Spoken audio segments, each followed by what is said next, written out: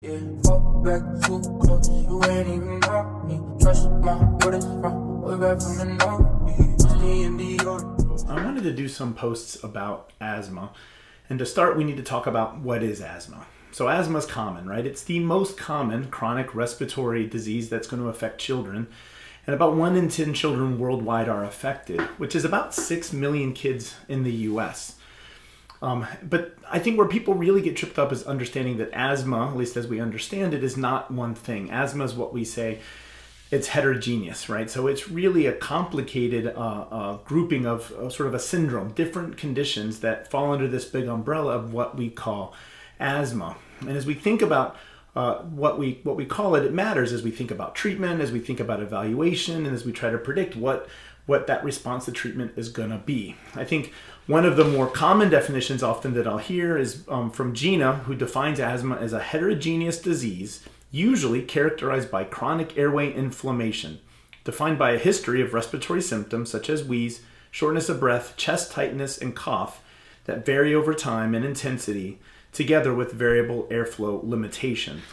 And so they acknowledge in that definition that asthma is heterogeneous. It's a block of different things that are affecting different kids, and they can be different in how we think about symptoms. They can be different in how we think about triggers. They can be different when we think about what age groups we're talking about. And certainly they can be different when we talk about mechanisms.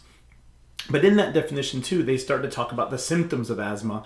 And that's where, although there's variable different sort of types and ways that asthma can happen, the symptoms tend to be the unifying factor, if you will. So these different syndromes come together to create the typical symptoms that we think of when we see asthma: cough, sometimes wheezing, shortness of breath, chest tightness. It's marked usually by what we consider chronic inflammation in the airway, and then over time, airflow obstruction or abnormalities on lung function testing. I think one of the most important things when we think about asthma is that we also understand that it changes a lot over time, and that understanding over time is going to impact how we treat it and how we counsel parents. When we think about asthma characteristics, one of the sort of words that you may see used as an asthma phenotype. So when we talk about asthma phenotypes, that's sort of the observable characteristics of asthma. And so that's going to be things like, asthma related to obesity, exercise-induced asthma, allergic asthma, early or preschool, related asthma, childhood asthma, early or later onset asthma, adult onset asthma. All of these are sort of clinical observations and ways that we group asthma into, sometimes I'll say into buckets, that we're putting these patients into buckets as we try to think about them. Another term or way that we'll think about asthma might be in the way of endotypes. And this is the way that we're trying to move so that we start to understand the underlying mechanisms behind that asthma. And that is a new area of research as we understand what's driving all of those symptoms, right?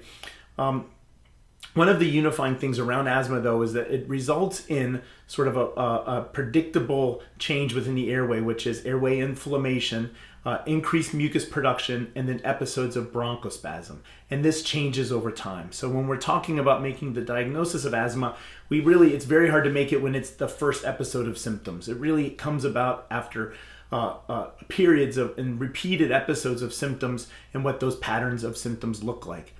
We have some tests that we can do as we're following asthmatics over time, but the younger and younger the patient is, of course, it limits the tests that we can do. We can do things like pulmonary function testing. We can do things like allergy testing.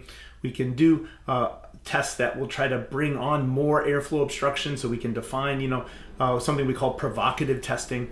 But really, it comes down to the symptoms and that pattern over time. And so really the diagnosis comes about with a really important conversation between me and the mother or the father. And I think that's really important. So it's happening over time.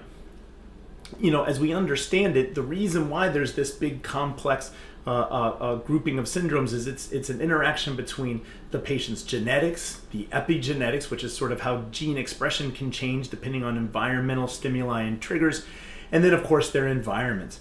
And that leads to these different types or forms or kinds of asthma. And so the next couple of posts, I want to go through some of those different types, those different phenotypes of asthma. predominantly breaking them down by age, but then also breaking them down a little bit by triggers in the ways that we most commonly think about them, and hopefully that will be useful to you. And so first we're going to start talking about the youngest of our patients, right? The preschool wheezers, those early onset wheezers. And we're going to talk about what that looks like and what we think that may, how that may change over time. Fall back too close, you ain't even got me. Trust my what is wrong, way back from the north. Stay in the order.